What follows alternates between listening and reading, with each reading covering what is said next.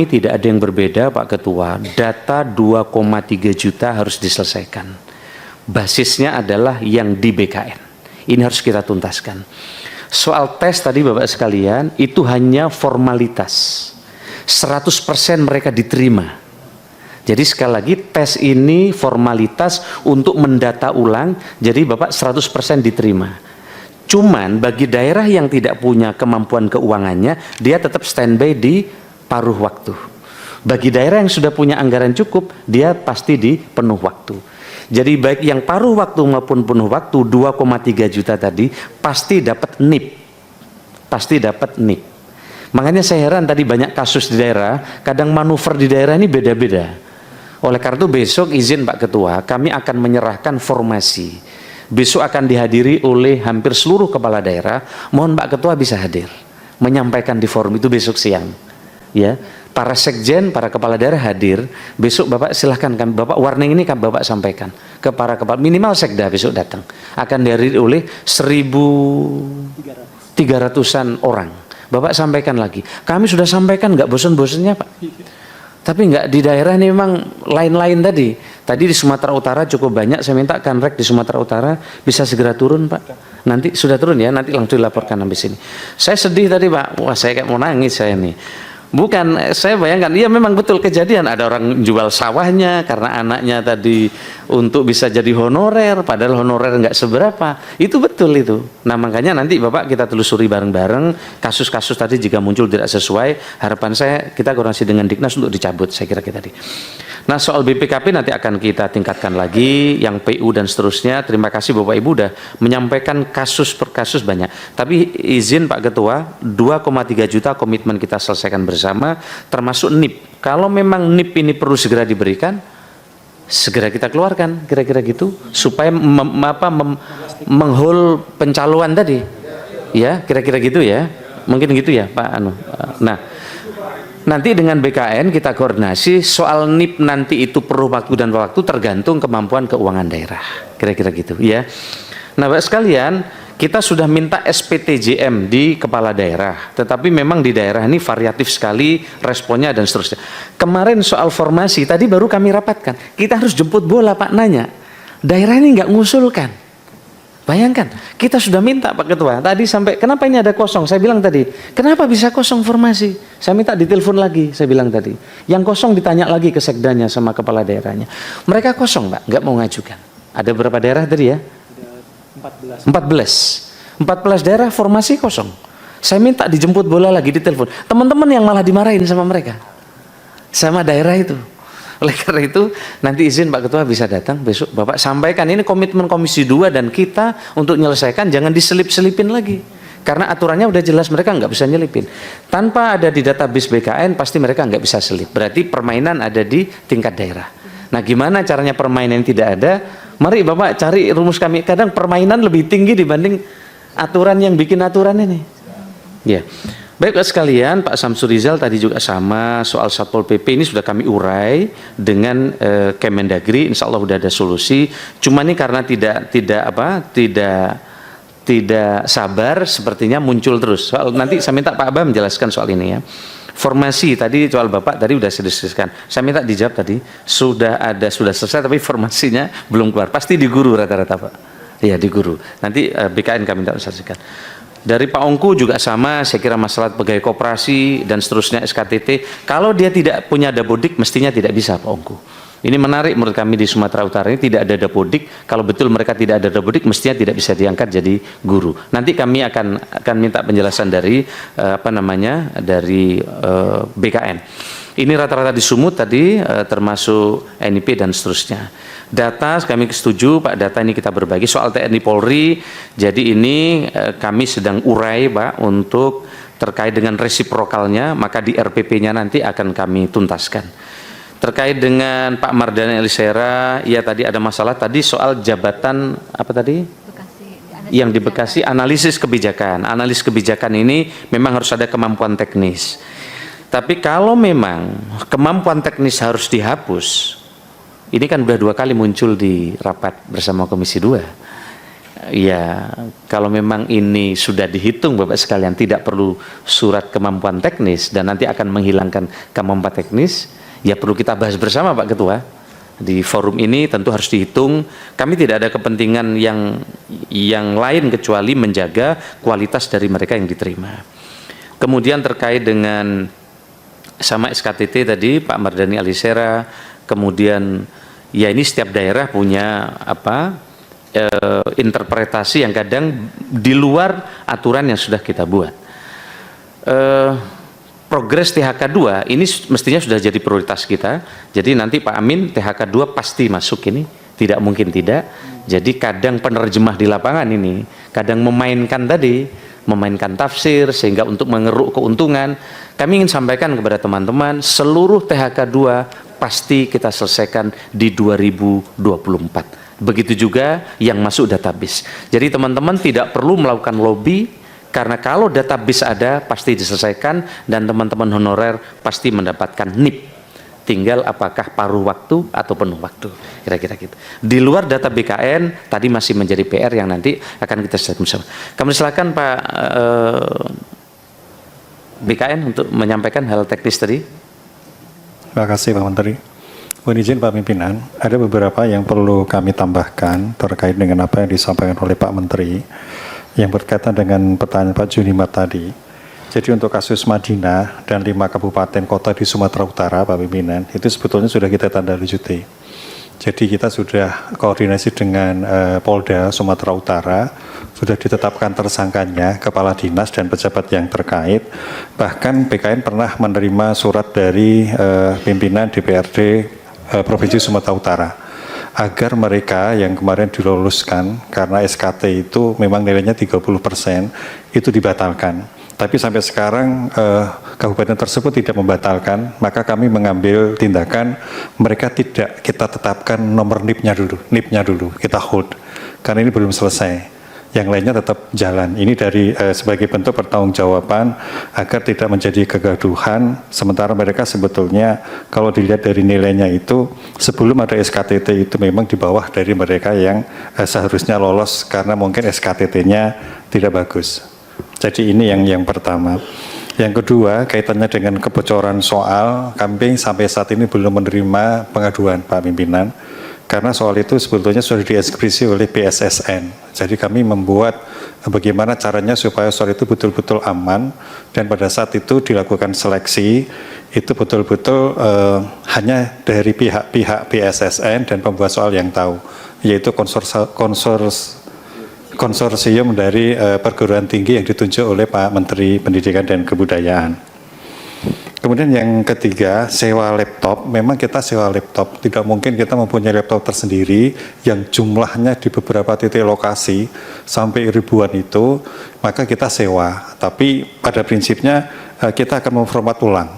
Jadi tidak yang dikhawatirkan tadi kalau misalnya soalnya itu jadi bocor karena sewa laptop, kita sudah format ulang sehingga harapannya memang tidak akan ada lagi laptop-laptop itu yang mungkin sudah dimasukkan soal-soal atau yang ada upaya-upaya yang tidak benar dari beberapa pihak yang tidak bertanggung jawab. Dan ini sudah kita lakukan uji forensiknya sehingga insya Allah laptop yang kita sewa itu aman. Kemudian yang keempat, kaitannya dengan joki, memang selama ini masih ada upaya-upaya yang dilakukan untuk perjokian ini. Tapi karena kita sudah menggunakan face recognition, 2 kali kita gunakan ketika masuk dan ketika akan mulai tes, maka joki itu alhamdulillah bisa tertangkap.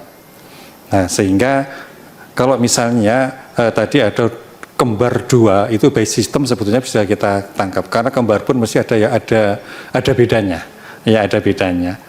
Jadi ini kita mengandalkan sistem yang sudah kita bangun selama ini dan alhamdulillahnya memang bisa berjalan secara objektif. Nah, kaitannya dengan verifikasi validasi, kami laporkan Bapak Pimpinan, sebetulnya kita sudah melakukan verbal berdasarkan dari surat edaran Menteri Pan-RB tahun 2022 bersama-sama dengan BPKP. Ada pembagian tugas, kalau BPKP itu berkaitan dengan kriteria berupa bukti pembayaran nominal gaji yang benar dan sah yang bersumber dari APBN atau APBD. termasuk yang dibayar dari dana BOS dan dana yang bersumber dari pengelolaan Badan Layanan Umum dan Badan Layanan Daerah. Ini yang menjadi fokus dari BPKP. Sementara untuk BKN, profil yang dilakukan itu ada 6 poin.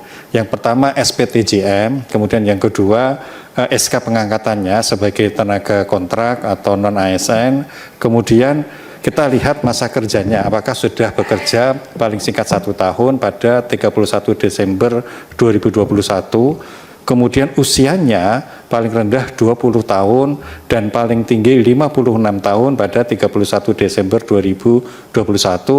Kemudian kita lihat juga pendidikannya yang dibuktikan dengan ijazah, dan yang terakhir adalah jabatan-jabatan yang sesuai dengan SE Menpan. Jadi ini kita lakukan Bapak Pimpinan, dan kita selalu berkoordinasi dengan teman-teman di BPKP.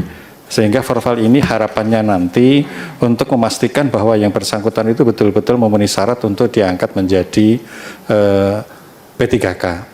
Kemudian tadi kalau misalnya ada rumor yang mengatakan BKN meminta kuota, insya Allah sampai saat ini nggak ada Bapak Pimpinan. Jadi mohon maaf, kami sering mencontohkan pimpinan BKN pun anaknya juga tidak lulus. Sehingga ini bisa terbukti bahwa tidak ada jatah dari BKN untuk memperoleh kuota pengangkatan sebagai calon aparatur sipil negara. Jadi ini tambahan kami, mungkin izinkan Bapak Pimpinan untuk kaitannya dengan mereka yang sudah lulus passing grade tetapi belum dapat diangkat menjadi PNS. Pertanyaan dengan Pak Agus itu mohon Pak Deputi Sinka atau Pak Deputi Mutasi, kami persilakan.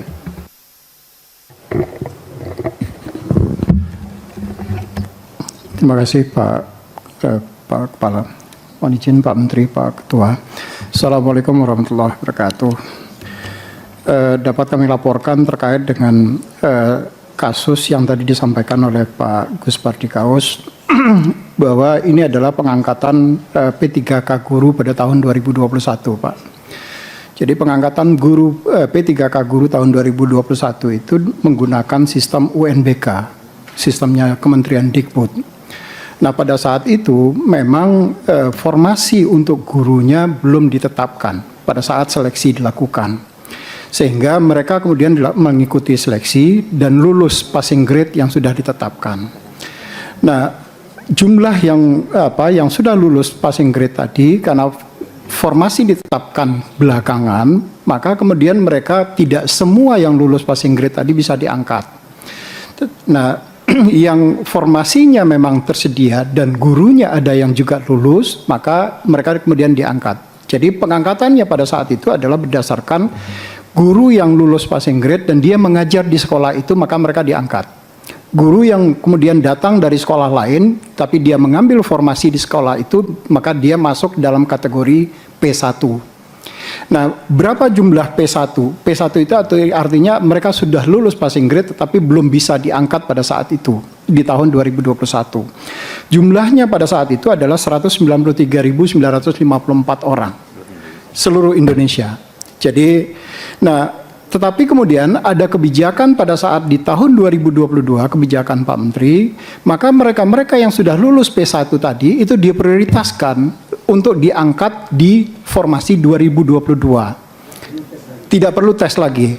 Dan mereka yang kemudian sudah lulus itu, formasinya yang sudah diajukan oleh instansi pada tahun 2022 tersebut, itu sebanyak 130.432 orang.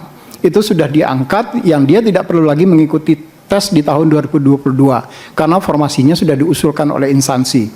Artinya masih ada tersisa karena yang jumlah seluruhnya 193 dan yang diangkat di tahun 2022 130.000. Nah, di tahun 2023 kemarin kebijakan yang sama juga diperlakukan. Jadi mereka yang sisa dari P1 tadi itu kemudian diusulkan formasinya oleh instansi kembali di tahun 2023 tanpa tes lagi karena mereka sudah lulus P1. Maka jumlah yang diangkat di tahun 2023 sebanyak 47.975 orang. Nah, yang tentu masih ada sisa, Pak. Jadi sisanya sekarang itu adalah 15.547. Ini yang kita berharap di 2024 ini formasinya kemudian dituntaskan oleh teman-teman di instansi. Sehingga seluruh yang P1 sejumlah 193.000 tadi itu bisa diangkat keseluruhannya. Itu tambahannya Pak Gus Fadli. Terima kasih.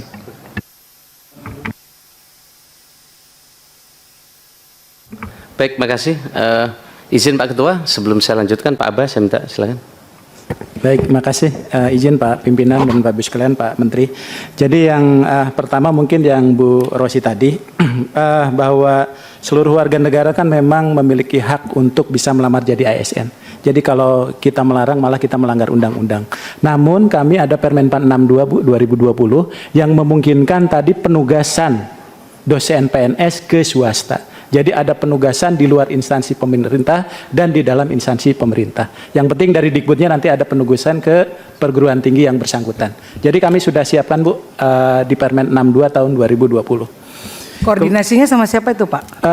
Nanti Ibu permintaannya ke Kemendikbud selaku instansi pembina. Kemenristek Dikti atau Kemendikbud? Kemendikbud. Nanti kan diktinya ada di Dikbud Bu di sana. Kemudian yang kedua, barangkali nambahkan tadi izin Pak Menteri yang disampaikan Pak Harmen, guru itu memang diberikan kesempatan 2002-2023. 2024 ini kita selesaikan, mereka tetap ikut tes tapi dijamin lulus 100%. Tapi mereka harus terdaftar. Nah, bagaimana ketika formasinya terbatas? Ketika formasinya ada 100, yang melamar 150, yang 50 ini pun walaupun tidak ada formasinya tetap dinyatakan lulus dan dia akan menjadi P3K paruh waktu. Kenapa harus kita ubah statusnya? Karena setelah Desember sesuai pasal 66 itu tidak boleh lagi ada status yang lain. Sehingga dia harus jadi P3K walaupun P3K paruh waktu yang sedang kita atur di dalam Permenpan Pak saat ini. Nah, kemudian guru yang SKTT tadi memang dari Kemendikbud. SKTT itu ada dua Pak. SKTT untuk khusus itu prioritas dan tenaga honorer. Yang kedua SKTT umum. Walaupun nanti SKTT-nya yang umum lebih tinggi, secara berurutan yang akan dimenangkan walaupun dia nilainya lebih rendah dari yang umum, dia yang harusnya menang sesuai dengan Permenpan. Karena ada urutan prioritas. Jadi kalau saya misalnya nilainya 10, kemudian yang umum itu setelah SKTT 12, saya yang harus dapat. Karena di Permenpan kami menyebutkan bahwa secara berurutan prioritas yang pertama termasuk P1 tadi Pak Gaus izin, yang kedua adalah tenaga honorer. Jadi mereka. Jadi kalau ada formasinya 2, maka dia akan masuk 2 di situ. Nah, ini mungkin kalau pelanggaran-pelanggaran itu tadi mungkin itu praktek di lapangan yang memang harus diproses secara hukum. Kemudian dari sisi regulasi, penyelesaian tenaga non-ASN ini, walaupun belum selesai di PP ini, kami sudah siapkan Pak perangkatnya semua. Termasuk 2022, 2023, 2023 itu 80%, 2024 setelah ada undang-undang itu 100%. Tapi kami mengharapkan memang seluruh Pemda itu yang punya kewenangan untuk mengusulkan, itu problemnya. Nah, oleh sebab itu ketika dia tidak mengusulkan, tapi kalau THK 2 atau tenaga non-ASN mendaftar, dia akan menjadi paruh waktu. Jadi kesempatannya itu menghabiskan proses ini. Nah, yang kami khawatirkan itu justru ketika mereka tidak mendaftar di tahun 2024. Nah, kalau dia tidak tidak melamar di 2024, maka dia tidak terdaftar sebagai orang yang pernah mengikuti tes. Nah, dengan demikian barangkali besok mungkin Pak Ketua nanti kami sampaikan undangannya Pak untuk bisa hadir untuk menghimbau kepada mereka supaya tetap memasukkan formasi sesuai dengan database yang ada di BKN. Ya. Kemudian yang Pak Gaus tadi, apabila ada salah input data, tapi mereka sudah dinyatakan lulus Pak, tapi jabatannya berbeda, tapi sepanjang kualifikasi jabatan dan unit kerjanya sama, itu masih bisa kita usulkan untuk dilakukan perbaikan Pak. Bisa dilakukan perbaikan. Bersih Pimpinan, saya klarifikasi dikit. Ya. Di Dinas Perhubungan ini yang 50 kota, dan bukan hanya 50 kota, hampir di seluruh Dinas Perhubungan. Karena formasinya tidak tersedia, tadi kan penertiban, kemudian pengaturan jalan. Padahal mereka itu bekerja sudah puluhan tahun, 15 tahun dan lain sebagainya. Tapi nomenklatur jabatannya nggak ada. Karena nggak ada. Jadi yang ingin saya sampaikan adalah terhadap honorer yang berstatus demikian itu, bagaimana jalan keluar supaya dia jadi ASN, itu aja Pak. Baik Pak. Jadi yang pertama basis dari formasi itu 3 Pak. 1 kualifikasi pendidikan, makanya kenapa kita cantumkan yang SD Pak. Kalau tidak dicantumkan kebijakan Pak Menteri SD, ini banyak yang tidak bisa terangkat. Makanya kita masukkan tadi yang SD. Yang kedua basisnya adalah jabatan. Yang ketiga adalah unit kerja. Jadi di Kepmenpan 11 2023 nanti harus disisir Pak. Siapkan ada jabatan yang sifatnya generik, yang semua orang bisa masuk. Jadi kebijakan kita sebetulnya lebih menghargai pada pengabdian dan dedikasi Pak. Sehingga kita korbankan dulu tuh aspek profesionalitas, aspek syarat dan sebagainya.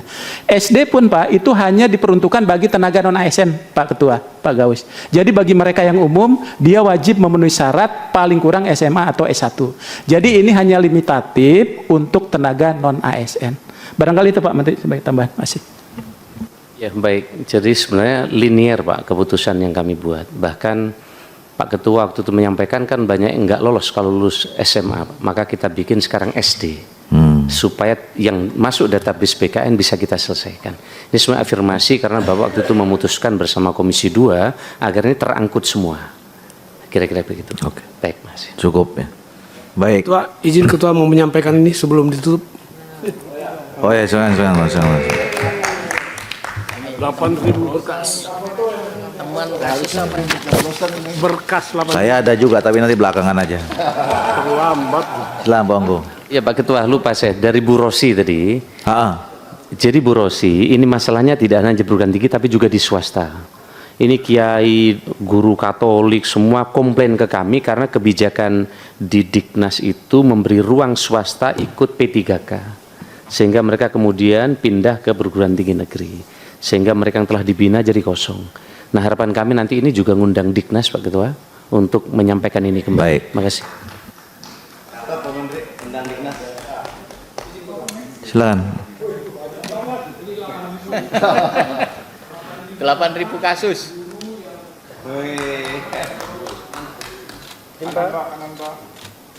Sayang pemilu sudah berlalu. Kami balik kita selesai. Kenapa itu amanah? Ini pengabdian sama DPR. Luar biasa Pak Anggo, luar biasa. Iya. Hebatnya Komisi 2 di situ. Menyelesaikan tugas. Terima kasih Pak Anggo. Baik Bapak Ibu sekalian, saya kira tadi sudah banyak hal yang kita diskusikan. Nah mengenai kasus-kasus ini saya kira nanti di daerah tolong jadi catatan Kementerian PAN-RB dan BKN ya.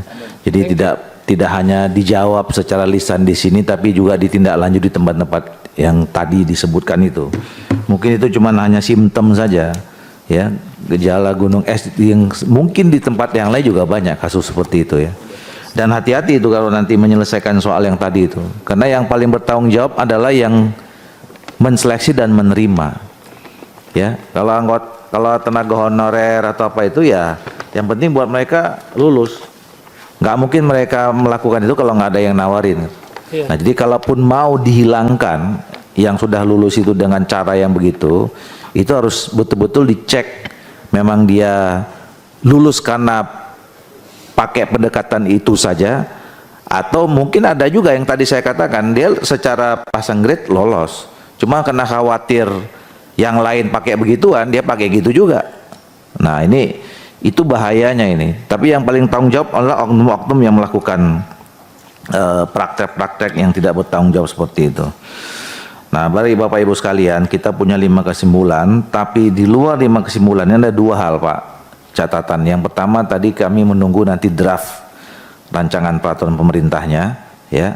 1-2 hari ini Ibu Ses ya mungkin kasih ke teman-teman sekretariat.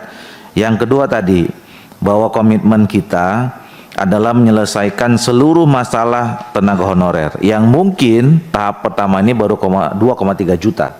Jadi masih ada lagi Bapak Ibu yang lain yang nanti ya siapapun tadi, kalau Pak siapa tadi bilangnya, Pak Riswantoni ya, entah siapapun nanti di Komisi 2, tapi siapapun dari Menteri PAN-RB di periode berikutnya, tapi itu harus juga menjadi PR kita gitu, yang belum selesai semua. Baik, tolong tampilkan draft kesimpulan kita. Ya.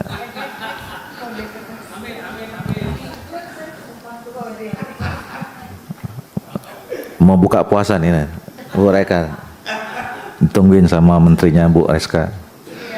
Nomor 1, Komisi 2 DPR RI dan Kementerian Pan-RB menyepakati bahwa pejabat pembina kepegawaian dan pejabat lainnya dilarang melakukan pengangkatan tenaga non-ASN sebagaimana amanat pasal 65 Undang-Undang Nomor 20 Tahun 2003 tentang ASN. Setuju ya? 2. Komisi 2 DPR RI meminta kepada Kementerian Pan-RB dan BKN memberikan sanksi yang tegas kepada PPK yang masih melakukan pengangkatan tenaga non-ASN sesuai dengan ketentuan peraturan perundang-undangan. Walau ini sanksinya belum diatur ya. Iya kan? Harusnya di PP nanti ini. Iya kan? Ada di PP ya? Oh, ya. Oke. Tapi ya paling tidak ini komitmen kita. Setuju Pak ya? Komisi 2 DPR RI mendukung Kementerian PNB untuk menyediakan alokasi formasi P3K yang disesuaikan dengan jumlah tenaga non-ASN yang terdata dalam database BKN sehingga penataan tenaga non-ASN dapat diselesaikan pada tahun 2024. Iya, 100%. Setuju ya? 4. Dalam rangka menyelesaikan pengangkatan tenaga non-ASN, Komisi 2 DPR RI mendorong Kementerian Pan-RB meningkatkan koordinasi dengan instansi pusat dan instansi daerah untuk segera mengusulkan formasi P3K tahun 2004 sesuai dengan jumlah tenaga non-ASN yang ada di setiap instansi. Setuju ya? Tapi khusus untuk ini ya, bisa nggak ya Kementerian Pan-RB atau BKN itu jemput bola gitu? Ini kan nunggu-nunggu mereka kan nggak jelas nih. Nunggu-nunggu mereka ini kan sebetulnya karena tadi kan soal anggaran juga nih kan ya. Apa namanya, mau diparuh waktukan atau mau dipenuh-waktukan kan kira-kira gitu. Dikasih deadline aja, nanti takutnya nanti jadi alasan terus ini. Nanti nggak selesai-selesai.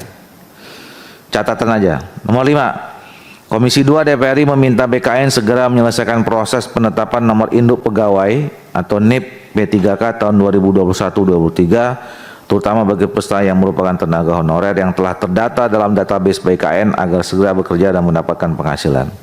Ini yang tadi komitmen kita ya, segera NIP-nya.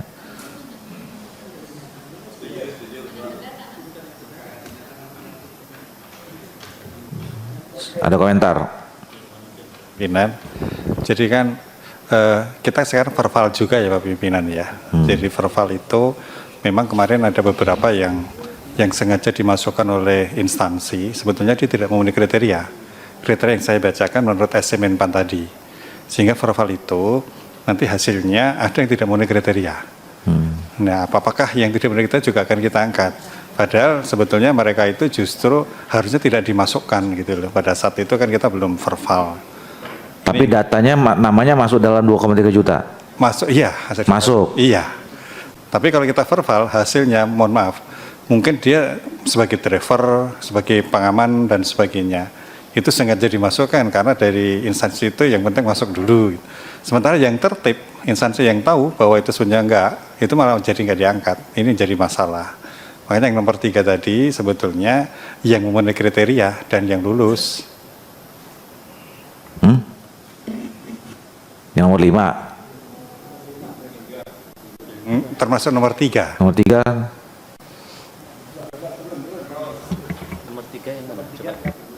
Yeah. Nah yang terdata? Komisi mendukung Kementerian PN untuk menyediakan, mohon maaf. Oh ya nomor 5, mohon maaf, nomor 5. Iya nomor 5. Jadi ada tambahan yang memenuhi kriteria hasil verbal, verifikasi validasi. Kita kan sekarang melakukan verbal. Jadi mohon maaf, kalau kita pakai istilah itu kadang-kadang datanya itu, mohon maaf, data sampah masuk dulu gitu. Sementara sebetulnya dia tahu bahwa tidak memenuhi kriteria menurut SMN PAN-RB. Ini sering kita jumpai. Bahkan BPKP pun juga tadi yang saya sampaikan kadang-kadang tidak menemukan dokumen itu. Apakah Iya, artinya dari sisa nama yang 1,7 ini sekarang kan masih bisa diganti namanya dong kalau gitu. Gantinya enggak, karena sudah ditutup di Desember 2021. Artinya ada kemungkinan dihilangkan, tidak jadi 1,7. Iya, betul. Ada kemungkinan gitu. Jadi kami khawatir ketika misalnya semua yang, mohon maaf, yang 3 jabatan itu diangkat, sementara itu tidak memenuhi kriteria, itu nanti bisa menimbulkan iri dari instansi lain yang dari awal memang dia tidak memasukkan. Itu yang kita khawatirkan. Ini kasus baru ini. Ya kan, kalau misalnya dihilangkan, berarti kan kita tidak committed 2,3 juta. Padahal sebenarnya di luar yang 2,3 juta masih banyak juga yang ngantri gitu loh. Contoh yang kayak saya tadi bilang 7 orang itu, yang dimasukin itu yang umurnya baru 1 tahun 2 tahun, tapi yang udah belasan tahun, puluhan tahun nggak dimasukin. Mereka nggak bisa masuk karena sudah di close. Nah tiba-tiba formasinya jadi nggak sampai 1,7. Nah gimana nih? Izin Pak Ketua, waktu itu kan kalau kita buka lagi ini nggak akan selesai, bahkan melampaui periode kita kan gitu. Bisa 3 juta, bisa 4 juta, bahkan 5 juta. Maka sepakat di 2,3 juta. Tapi jika di tengah jalan memang ditemukan kekeliruannya fatal, misalnya driver tadi dimasukkan, ternyata ditemukan ini di verbal bertahap ini, yang secara kasat mata ini memang nggak bisa. Nah, jadi ini bisa di pending, tapi tidak bisa nambah baru. Karena kalau nambah baru, toh nanti kan akan ada ya tugasnya Menpan berikutnya lah pimpinan di situ kan. Nah, tinggal beresin kira-kira gitu. Nah, jadi ini urusannya banyak. Memang ini Bapak semakin duduk sama kita 3 hari, nanti Bapak semakin tahu masalahnya betapa semak belukar di daerah, input macam-macam yang asal masuk, data. Ini Pak Aminur Rahman pernah jadi wali kota. Yang penting saya nggak di demo, saya masukkan daftar. Padahal daftarnya jelas sampah ini kira-kira gitu. Nah, yang tadi ditemukan, oleh karena itu perlu ditambah di situ kira-kira. Jadi database PKN yang memenuhi kriteria dan lulus. Nah, sehingga nanti yang data sampah yang asal masukkan oleh kepala daerah tadi, yang kasat mata kelihatan sekali Pak Ketua, itu bisa di take down kira-kira gitu. Verbalnya BKN, verifikatornya sama BPKP. Kira-kira berapa persen itu yang ditemukan yang kayak begitu itu?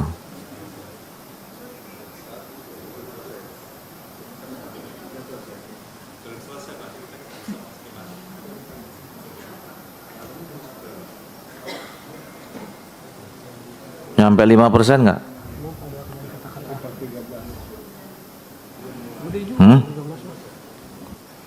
Lo nggak kan pengalaman kemarin yang 2,3 selesai 500 itu yang berarti udah clear tuh yang 500 itu sesuai.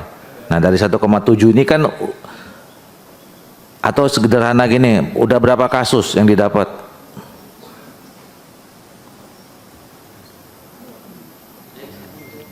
Izin Ketua. Karena ini susah, ini kan dibuat ada verifikasi lagi, ya kan? Padahal waktu itu kalau kita lihat skemanya itu kan udah langsung otomatis tuh. Ya kan, nggak ada ini kan berarti ada yang gugur. Oke lah, kasusnya kayak tadi misalnya.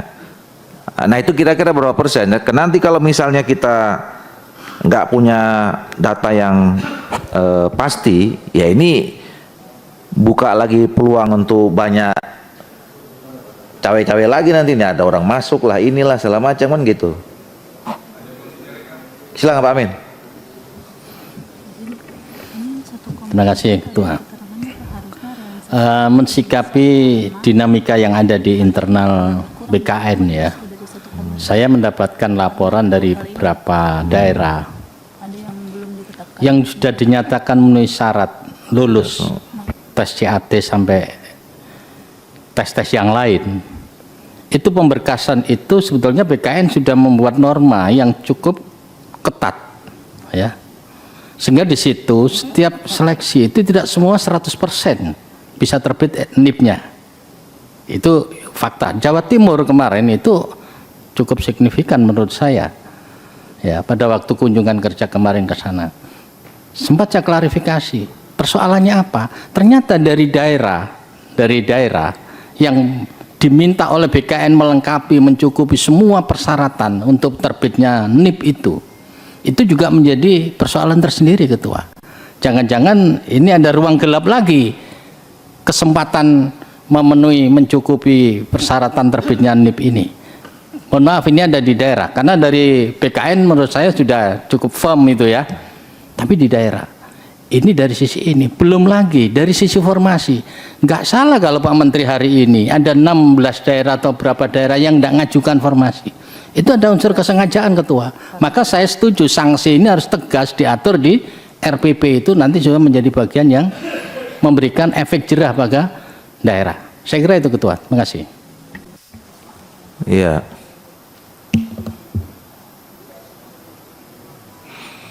Enggak, jadi maksud saya gini, makasih Pak Amin. Kalau memang kasusnya tidak banyak, ya, kita nggak perlu masukkan itu dalam kesimpulan. Jadi kita konsisten saja dengan kesimpulan kita di awal dan kebijakan yang diambil oleh Kementerian PAN-RB dan BKN.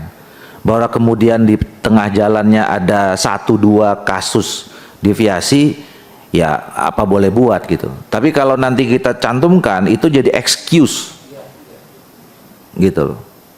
Makanya saya tanya berapa besar. Dari sekarang ada berapa kasus yang kayak gitu di berapa daerah misalnya?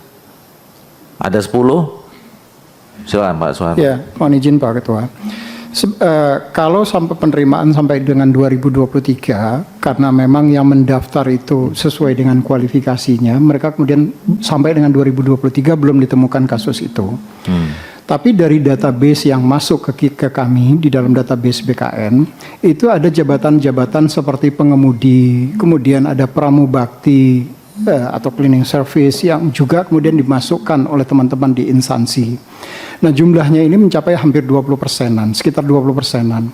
20% dari total? Dari sekitar 1,7 dari sisanya itu. Banyak. Sangat banyak. Itu sebabnya kenapa kemudian kalau kita mengatakan bahwa yang dimasukkan ini adalah seluruhnya, berarti kita secara tidak langsung melegalkan yang namanya pramubakti, pengemudi dan security itu boleh diangkat menjadi ASN. Artinya formasinya akan dibuka kembali. Padahal selama ini kan sudah ada kebijakan tidak membuka formasi untuk 3 jabatan itu. Itu Pak Ketua. Tambah Pak. Jadi tadi saya sampaikan, karena memang itu sebetulnya menurut SMN PAN kan tidak boleh ya Pak. Kan ada tadi kriterianya, ada 6 kriteria tadi. Nah kalau misalnya ini diangkat, saya khawatirnya instansi yang tertib, yang tahu bahwa itu tidak akan diangkat dan tidak masuk dalam database, ini juga menjadi kasihan Pak. Mereka yang tertib malah tidak diakomodir. Ini yang menjadi permasalahan kita Pak. Ya, yang lebih kasihan lagi, kalau ada formasi hilang 340.000, yang ngantri jutaan lagi di luar nggak masuk gara-gara yang mengusulkannya salah. Kalau 20% kan 340 ribuan itu.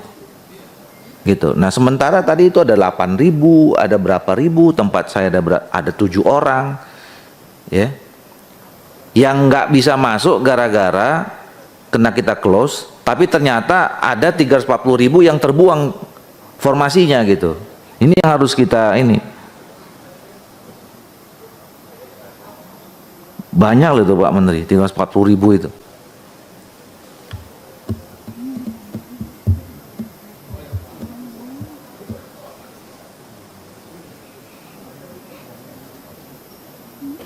Jadi bukan soal kasihan sama instansi yang tertib. Kita lebih kasihan sama ibu bapak yang ngantri nggak masuk. Karena sudah di close 2,3 juta. Padahal ya kita baru tahu nih sekarang.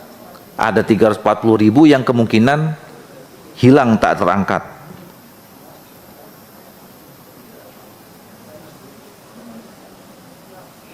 Nah, di halaman 25, nih saya enggak tahu nih, di halaman 25 itu ya. Di situ jadi proyeksi sisa non ASN yang belum diangkat tuh 1,784588. Ada bintangnya, keterangan. Data proyeksi sisa tenaga non ASN secara realisasi dapat lebih besar. Nah, jadi sebenarnya Bapak Ibu sudah memprediksi akan lebih besar, bukan malah lebih kecil. Ini nih, karena satu, tidak semua formasi khusus terisi oleh peserta formasi khusus non ASN. Dua, belum semua peserta lulus seleksi tahun 2021 dan 2022 ditetapkan nomor induknya. Jadi kalau lihat dari halaman ini, sebenarnya pemerintah membuka peluang bisa nambah di luar 1,7.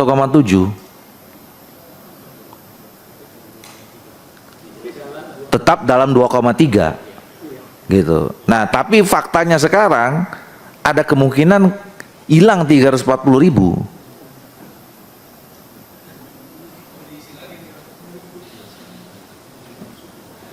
Enggak, ini pertanggungjawaban kita saja, ya kan? Kita close, nggak boleh nambah 2,3 juta.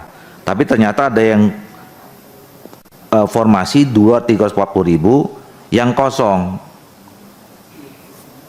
Wah, ini harus kita bicarakan lagi nih Pak Menteri nih. Gimana treatmentnya yang 340.000 ini? Pimpinan, saya pimpinan. Ya, Silakan Pak. ya. Terima kasih pimpinan. Dulu kita ketika RDP dengan Pak Menteri, Menpan RB, terhadap 2,3 juta, Pak Menteri pernah menyatakan ke kami bahwa 2,3 juta itu BPK mendapatkan temuan. Saya nggak tahu itu temuannya apa. Dan kami ketika itu meminta untuk ditelusuri. Seperti yang disampaikan oleh Kepala BKN barusan, bahwa format-format yang disampaikan tadi, apakah cleaning service, sopir, sesuai dengan ketentuan dan peraturan berlaku, sebetulnya itu tidak boleh masuk dalam data DES. Kan begitu. Ini kan memang maaf nih, ini kan kesalahan dari Menpan RB, kenapa sampai itu terinput sehingga korbannya ada sekitar 20% yang disampaikan oleh ketua. Kalaulah ini bisa dijadikan temuan BPK bahwa ini adalah sesuatu yang tidak boleh dilakukan, apakah itu bisa dijadikan alasan apa yang ketua tawarkan tadi? Jadi ini temuan BPK, sebetulnya saya ulang lagi, ketua sedang ngomong, itu yang namanya cleaning service, sopir, kan nggak boleh masuk ketua, sesuai dengan aturan. Apakah itu bisa dijadikan pembenaran untuk kebijakan yang diambil oleh BPKN tidak mendapatkan NIP itu, atau bagaimana? Itu hanya sekedar informasi yang pernah Pak Menteri sampaikan kepada kami ketika itu terhadap temuan BPK. Terima kasih, pimpinan. Iya, makasih Pak Gaus. Jadi gini, saya kira ini harus kita bicarakan secara khusus juga dan serius nih, ya. Informasi yang kita dapatkan ini, ya. Mungkin begini, saya usulkan, ya, poin 5 ini tetap kita setujui, ya. Jadi ini menunjukkan kenapa kita pakai tetap dengan kata yang telah terdata, itu komitmen kita. Nah, nanti kita tambahkan poin 6, ya. Poin 6-nya lagi disusun nih sekarang. Jadi terhadap misalnya temuan, ya, hasil verfak yang tidak sesuai dengan ini, maka kita harus bicara lagi nih, kebijakannya mau bagaimana ini, iya kan? Coba terhadap temuan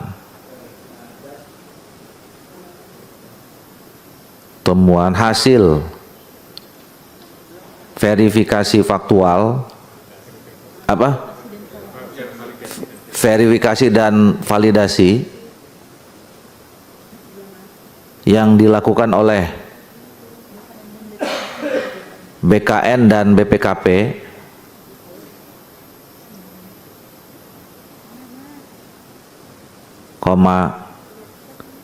yang berpotensi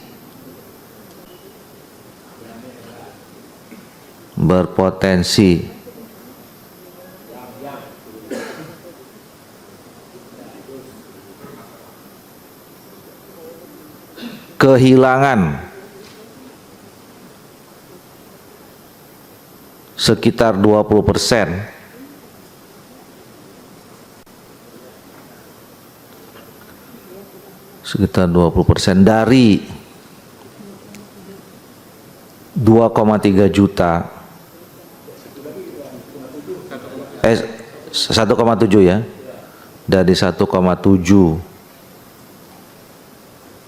formasi yang akan diangkat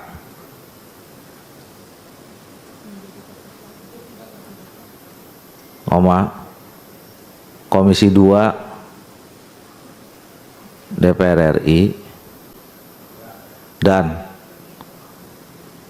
Menteri Pan RB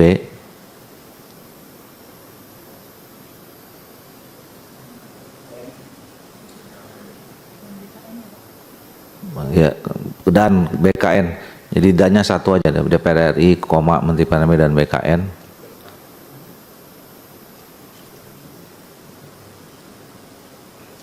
Akan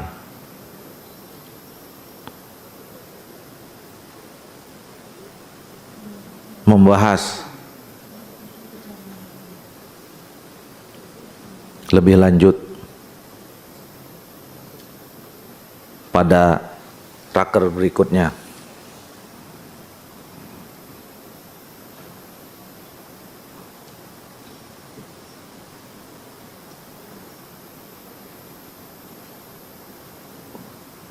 Gitu ya, Saudara Menteri? Ya. Ini akan diangkat, ada aja. tambahin menjadi P3K nggak Pak?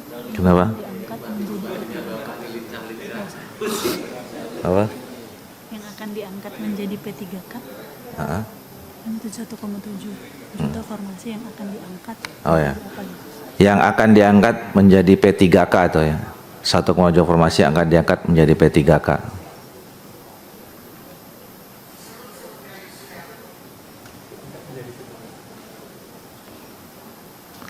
Nih pemain silat semua begini nih, Bang.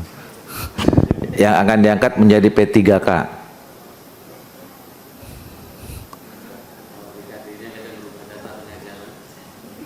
Lah itu tadi nyelip itu tuh, coba contoh sama saya tuh.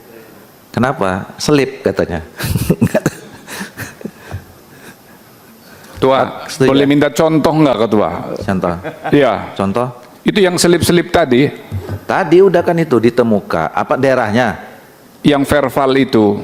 Ya tadi misalnya kan kan ada disyaratkan Ya, bahwa mereka tuh guru ini. Nah ternyata driver, pramusaji itu dimasukkan. ya, itu kalau beda kompetensinya, ya kan, beda keahliannya. Sekarang sama-sama keahlian, hanya beda sertifikasi pendidikan. Nah, ini apakah masuk dalam kriteria itu? Oh, yang Ya enggak tahu saya. Enggak kayaknya, kalau itu enggak sih. Itu enggak. Itu enggak. kalau itu tidak, Enggak.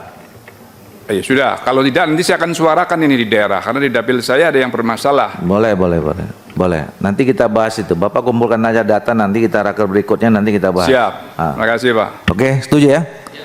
Oke. Baik, Bapak Ibu sekalian. Ternyata PR kita nambah terus nih. Saya dengan kita menyepakati 6 kesimpulan ini, kita bisa mengakhiri rapat ini. Sebelum saya tutup, kami mengucapkan terima kasih banyak pada Saudara Menteri Pan RB dan seluruh jajaran, kemudian Kepala BKN beserta seluruh jajaran. Terima kasih juga pada seluruh pimpinan dan anggota DPR RI Komisi 2 yang saya hormati. Ini tadinya saya nggak mau baca, tapi sayang juga udah dibuat soalnya. Sebelum saya tutup, saya baca pantun dulu nih Pak Mardhani ini. Di Kota Bekasi banyak melati. Melati putih buat seremoni. Bapak dan Ibu yang saya hormati, terima kasih telah mengikuti rapat ini. Bunga dedap di atas para, anak dusun pasang pelita. Jikalau tersilap tutur bicara, jemari disusun maaf dipinta. Ini lama-lama ini Pak Menteri ini nyuruh kita setiap raker buat pantun nanti ini. Terima kasih sekali buat kita semua. Saya akhiri dengan mengucapkan alhamdulillahirabbil alamin. Selamat Selamat sore, salam sejahtera bagi kita semua. Bila taufiq hidayah, assalamualaikum warahmatullahi wabarakatuh.